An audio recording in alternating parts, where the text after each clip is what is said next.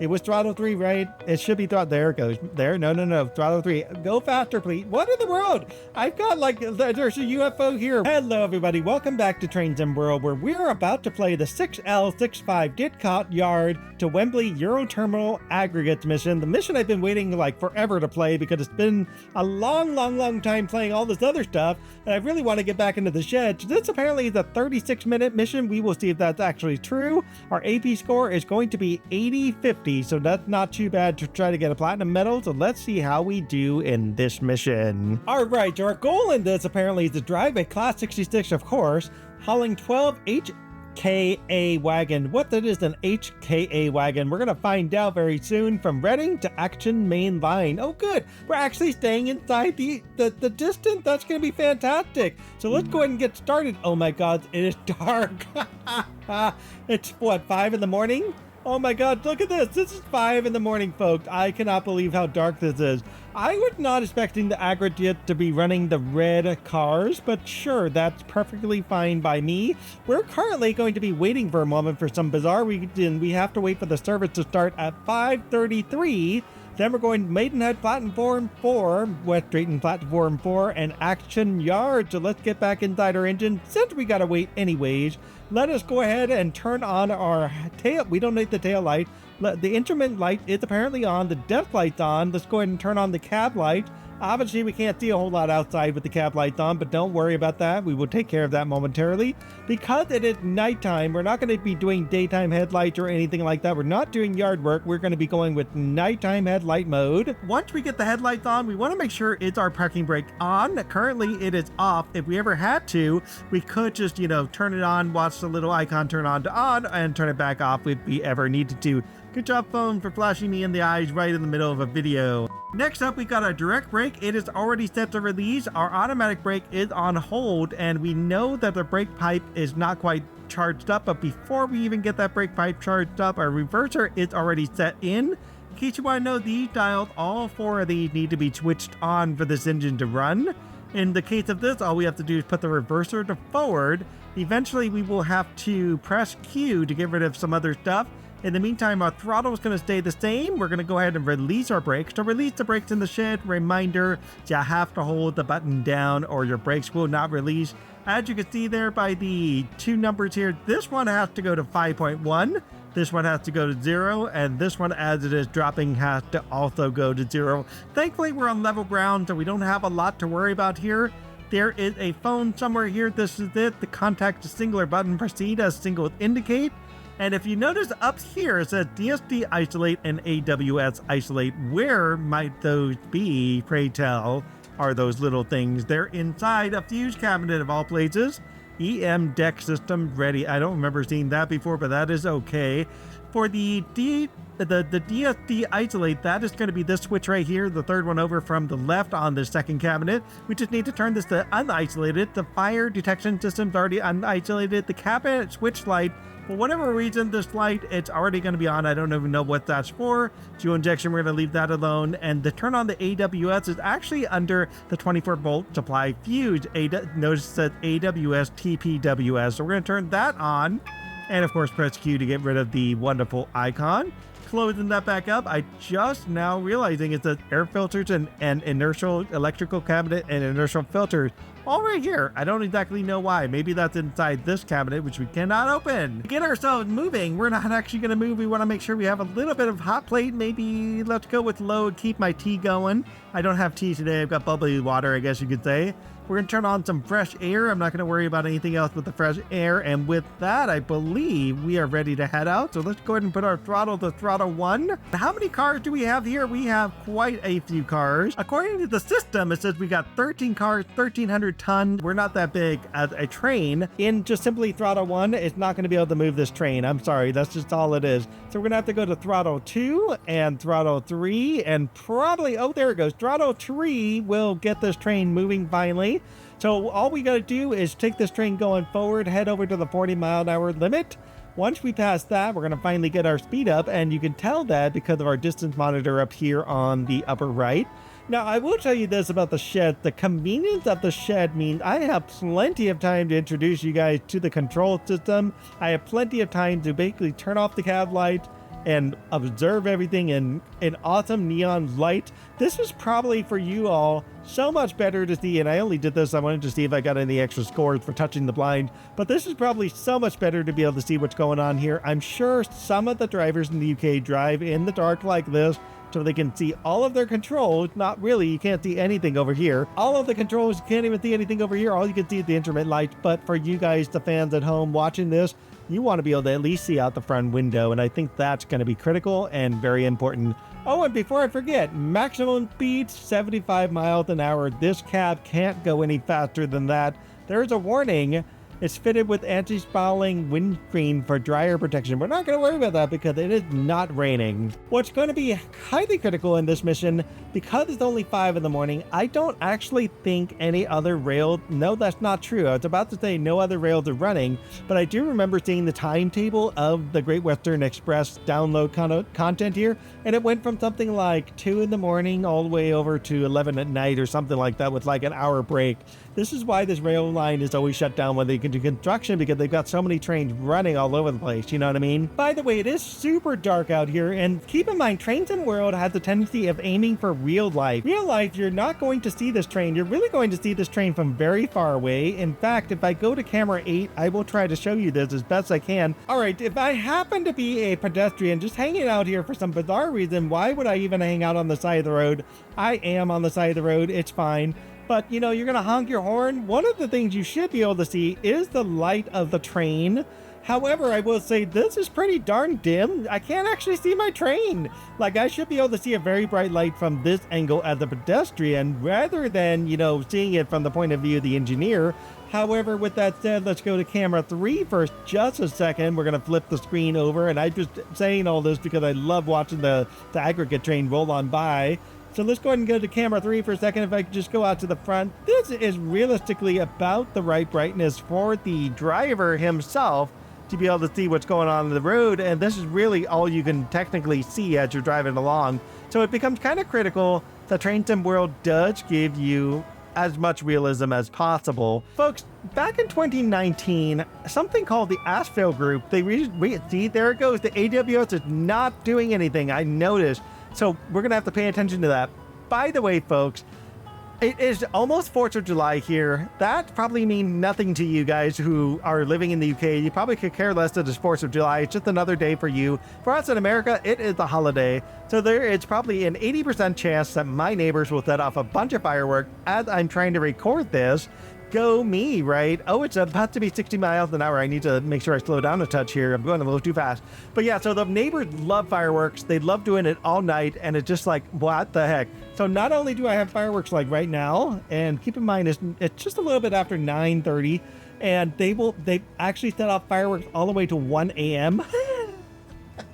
Not just the little measly tinky things. They are setting off big giant fireworks that's just really loud window shattering type stuff. So there's a chance that some of those will bleed through. I will do my best to edit them out. In 2019, the Asphalt Group re-established dedicated railheads to serve construction markets in West London. Guess what? We happen to be somewhere near West London. Based in Drayton, near Heathrow Airport, the Asphalt Aggregates and Asphalt Concrete Company, they're both considered part of the Asphalt Group of companies, are among the key suppliers of primary and recycled aggregate materials, ready-mix concrete for London, Hertfordshire, Berkshire, Buckinghamshire, Surrey, and the surrounding areas in those locations. I love the lighting here. Look at how beautiful the lighting here. Let's just blow the horn real quick. There's hardly anybody out there at 5 in the morning. Those are your early bird workers, you know what I mean? With their location west of the capital, the director decided that this was the place to serve emerging infrastructure projects such as the HS2 that is currently under construction,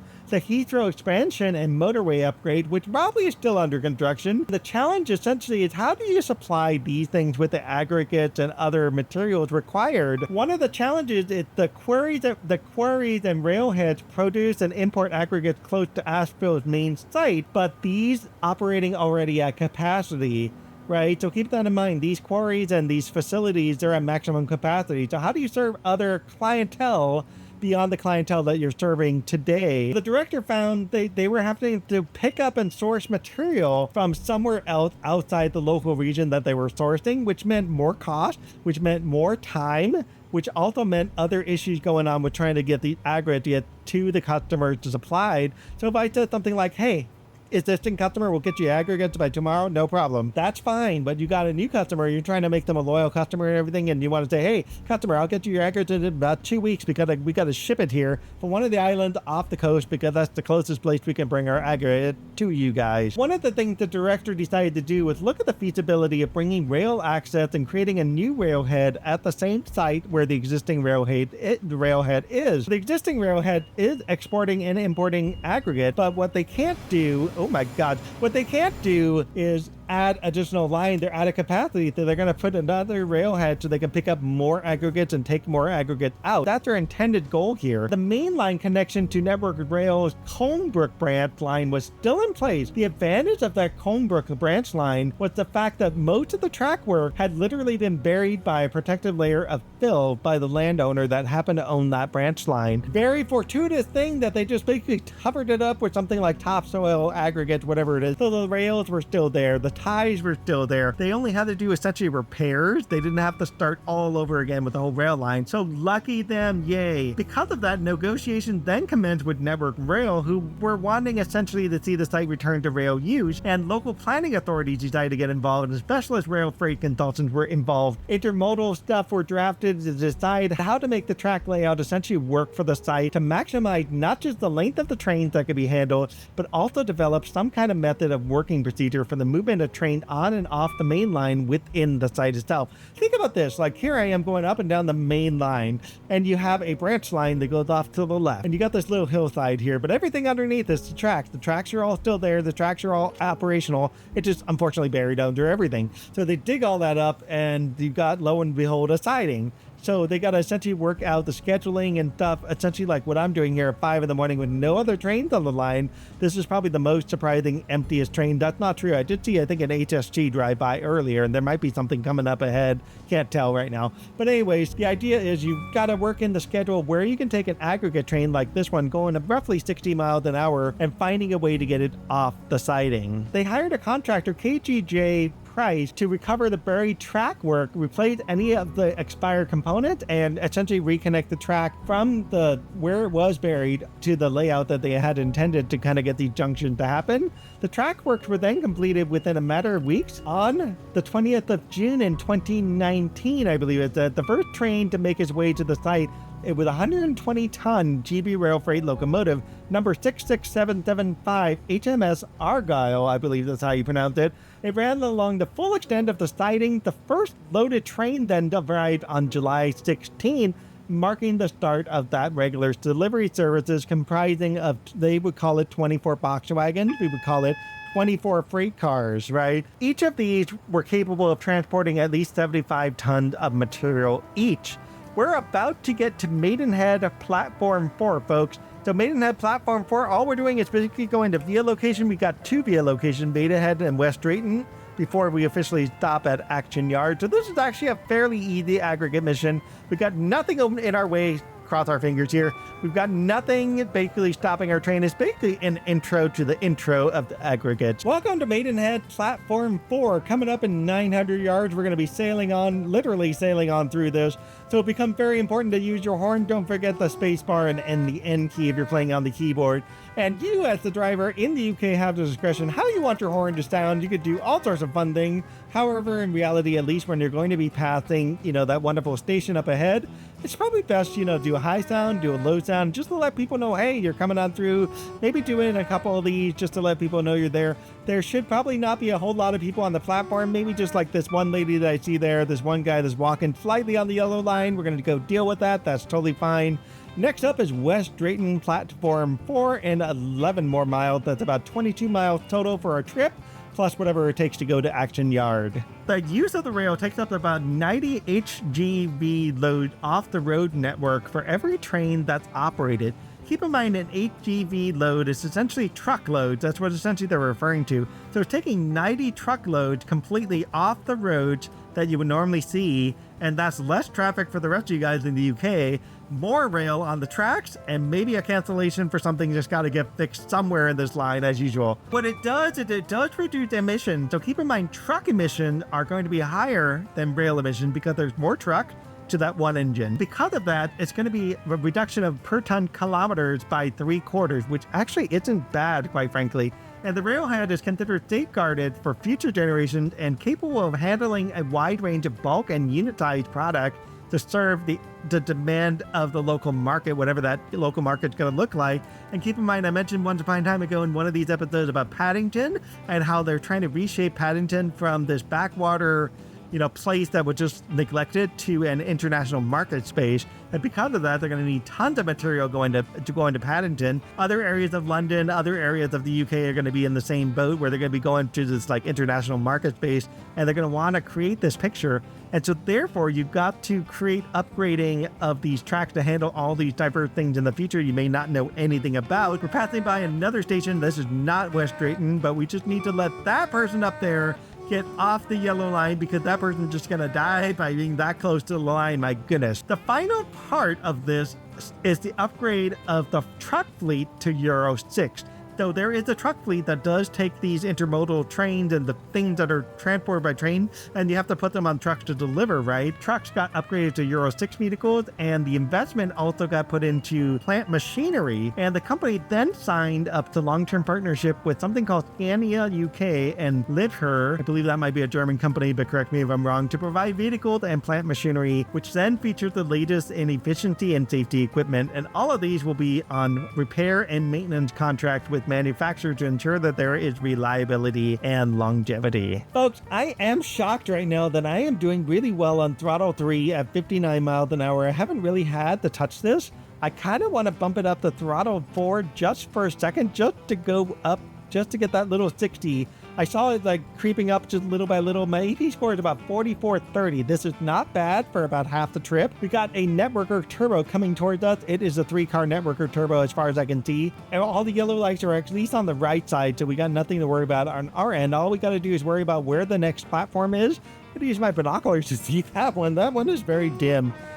But we are going definitely past these folks, and nobody's on the yellow line except for that guy who decided to take his cup of Java there. If you didn't see him, he had a cup of Java in his hand, so I kind of honked the horn. I'm sorry, buddy. Fast forwarding to 2021, you have GB Rail Freight, and they're currently in the middle of, they were in the middle of cleaning up Cumbria with a new contract. And oh gosh, I'm gonna have to get screwed up with that button. I don't want to screw up that button. It's still working, everything's going okay. We're going nice and good at 60.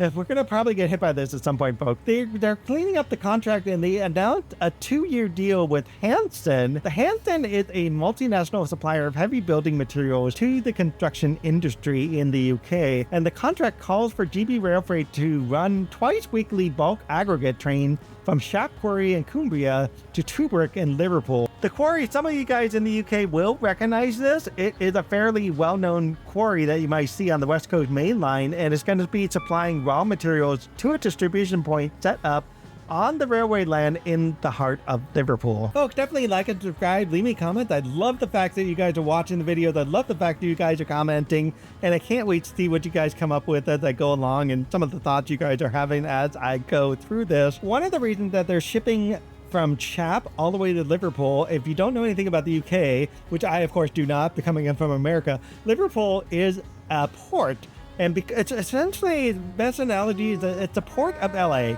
Right, for those of us in America, everybody knows the port of LA. Oh my God, lady, what the heck? You're gonna jump over. No, stop.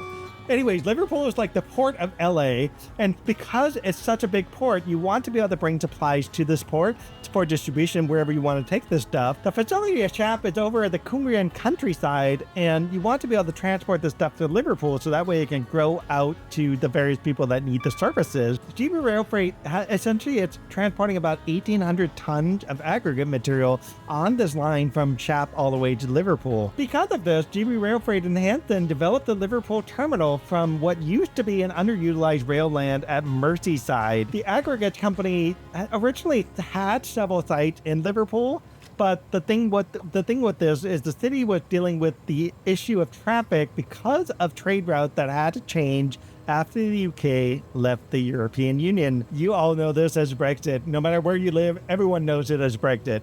But basically, when the UK said, hey, we want to be independent again, we want to do our own thing, what happened with that, trade routes ended up getting changed, and it was not exactly fair in a way for the local populace, and so they got to figure out what to do with those. What they wanted to do with rail flow is they wanted to positively impact long distance road traffic, and the way to kind of get around that is to reduce construction traffic in the city, reduce truck traffic in the city. And it's not the first time that GB Rail Freight and Hanson collaborated. The rail freight operator is actually familiar with the site as CHAP already because they were the principal carrier of aggregates from CHAP to Hanson's other site near Wigan in Greater Manchester. With the new terminal that they've already probably completely finished and built up, more people at 5 in the morning on the line. What the heck? Come on, I know you all are half asleep. Get off the line, folks. Aggregates is actually one of the more important things in the UK rail system, as you will probably find an aggregate train at one point in time or another going up and down the rail line. And aggregate is important for building, construction industry, for the rail itself, for ballast and whatnot. I personally look at aggregates and I go, it's for ballast, if that's all it's for. But you don't really realize it's for things like mixing concrete, it's for things like, constructing other material that, the stuff is needed, whether it's recycled or not, paving roadways and whatnot. And so you have the issue, and why aggregate became so prevalent is because the coal transport industry collapsed over the past 10 years, figure from 2001 to 2021, right? So the coal used to be the prevalent industry, and like how you have it in the United States and Pennsylvania, where coal is a big time issue. This is what they debate on every year when they do elections and whatnot. Because of that, you end up having the aggregate industry here in the UK replacing coal. And so now more people focus on delivering aggregates, buying aggregates and whatnot, because it's much more profitable than paying for coal, because coal is just basically non-existent at this point. And because of that, the aggregate industry offered ready-made alternatives instantly. With the coal trucks that were delivering coal got swapped over to delivering aggregates. It was already adapted, it's already done for this. A contract basically got signed instantly, moving from coal to aggregate, moving from 50 coal hoppers to 50 aggregate hoppers. Hanson, the aggregate company, is looking to build more ties with the rail freight industry, and the director there wants to be able to move more bulk by rail if possible. Think about why. Put more bulk on the rail, it means you get more money. That's just the bottom line, folks. That's the bottom line here. The goal essentially is to get more stuff by rail, and by doing that, you get things away from the Merseyside road network, and you get all the congestion off the road, and you get more of that congestion on the rail line itself, at least in terms of long freight cars and whatnot. And the goal also with this whole thing, not just with GB Rail Freight, but with other rail industries in the UK, is to really build out the UK rail networks where they can handle the aggregate cars and whatnot. And this also includes what's most important. By the way, welcome to West Drayton, folks. This was just like super quick. I just now noticing we're passing West Drayton. Yay me. We're going to be stopping in Acton Yard in about 8 miles here. The importance of this is not only do they not have to build new facilities, they just take facilities that have just been, decommissioned. They take facilities that are basically just, falling apart, that's not being used whatsoever, been abandoned, whatever it is. And they basically turn that into useful buildings that can handle aggregate industry stuff.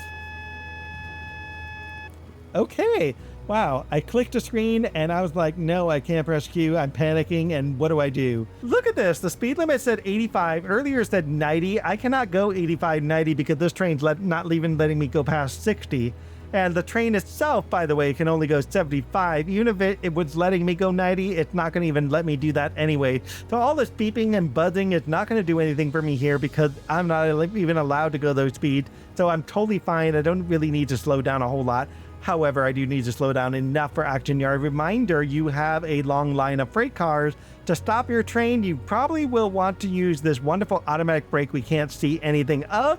So what I probably will do is turn on the wonderful cap light to make sure at least I turn this guy on a little bit and can see what I'm doing here. Whether I still have time for this or not, Hanson also opened a second line with the this is where I was going with this, from GB Rail Freight to Great Western Main Line. They opened a second aggregate rail serve depot at West Drayton, which happened to be a little bit somewhere around here, not too far away. Oh, now you want me to go 90. Good job. There's no point to go 90 if I'm only 6.9 miles away. Well, I'm probably just going to speed up. It'll be fine. We're cross our fingers and hope for the best. We all know we're going to slow down anyways. We got a yellow light up ahead. Hanson opened their second rail serve facility in the capital itself at West Drayton.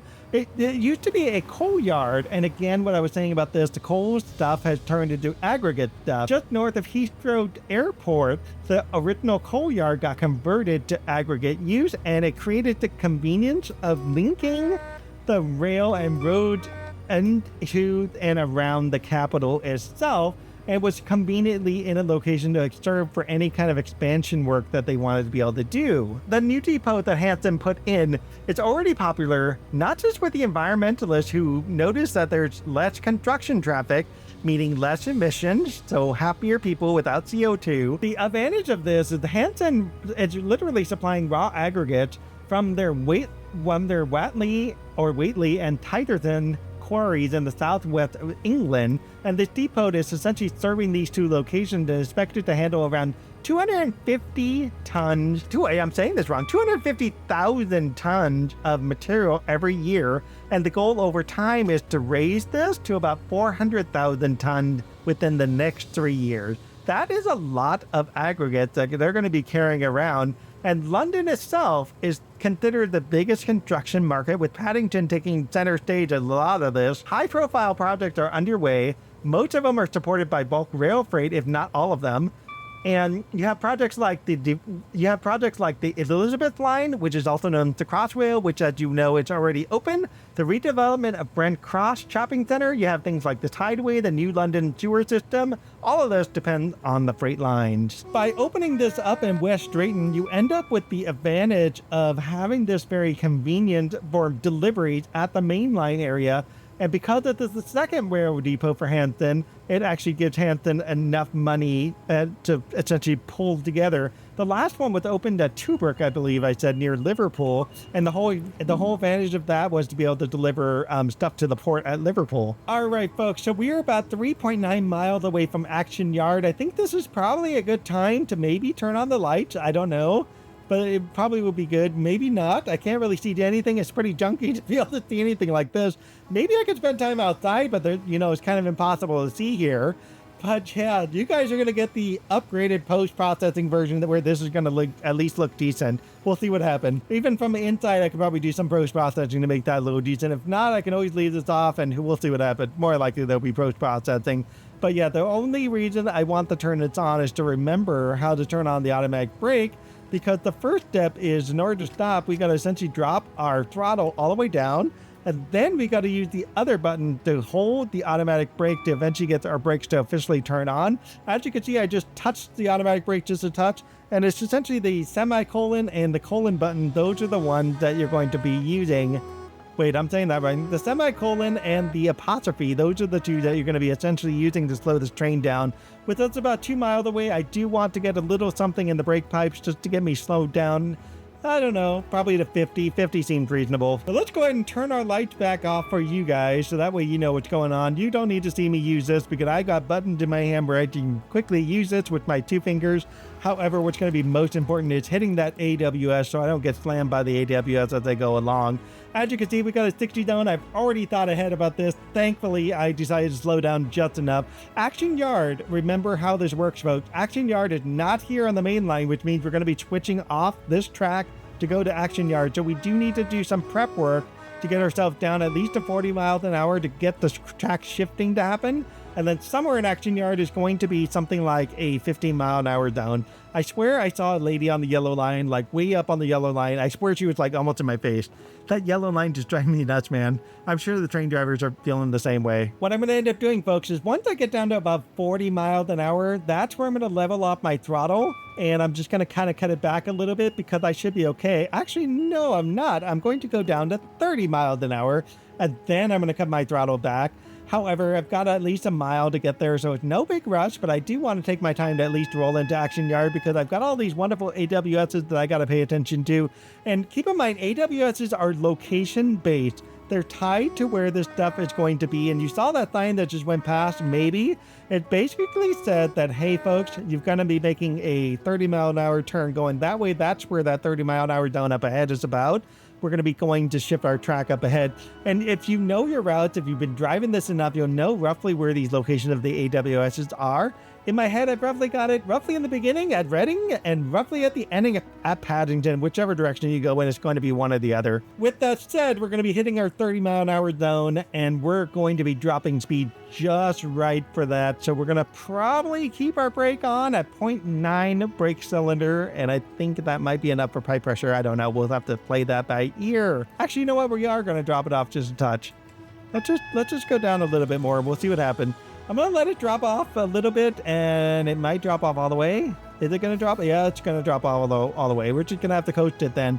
Coasting at 29 miles an hour, that is perfect, folks. As you saw by the crossbar there, I believe that's what it's called. We're going to be heading to the left to get off the yard and making our final destination stop in about 500 feet. No, it's 0.6 miles, so it's going to be 900 feet at least once that drop down 1 point.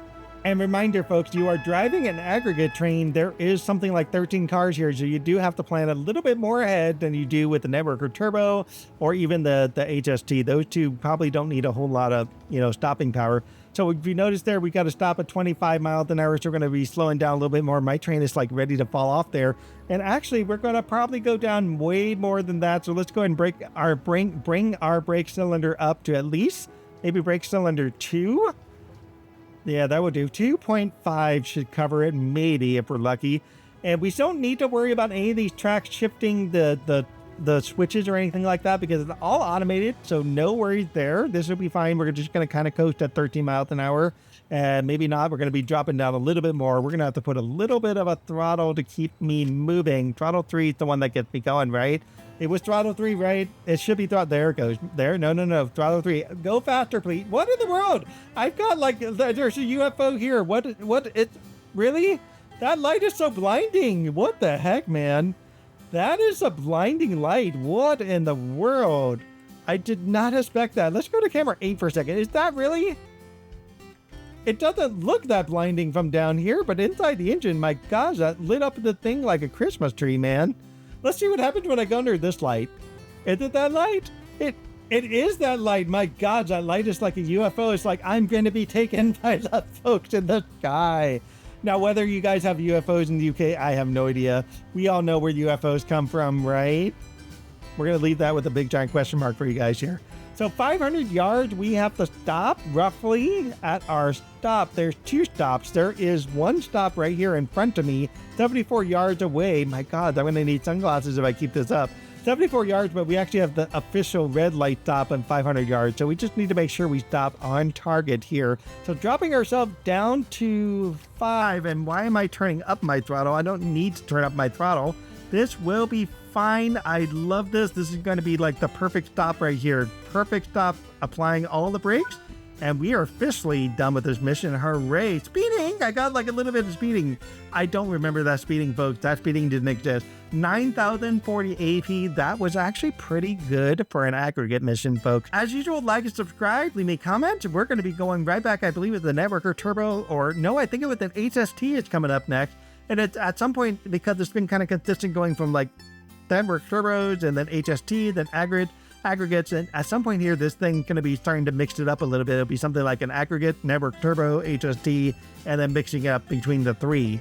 But this was actually quite fun, driving in the middle of the bright and early morning. I should have driven this tomorrow morning. That would have been a perfect time to drive this. All right, folks, as usual, please do like and subscribe, leave me comments, and let me know what you all think of this aggregate train. We will be coming back to the aggregates off and on wherever they've got the aggregate. Hopefully there is another tow mission. I would love to have another drag line. I don't know if there's only one drag line for the entire series, but we'll see what happens. In the meantime, we got plenty of aggregate stuff to get into. Yeah, that's for right now. We're going to call it quits, and we will catch you in the next mission. Stay tuned, folks. Bye, guys. Oh my God, we got a heavy hand here to slam on the brakes. We might do an emergency brake stop here just to make sure we play it safe, because this is just scary. 10, 9, 8, 7, 6. Oh my God, we're gonna go full service. Come on, please. Oh my God.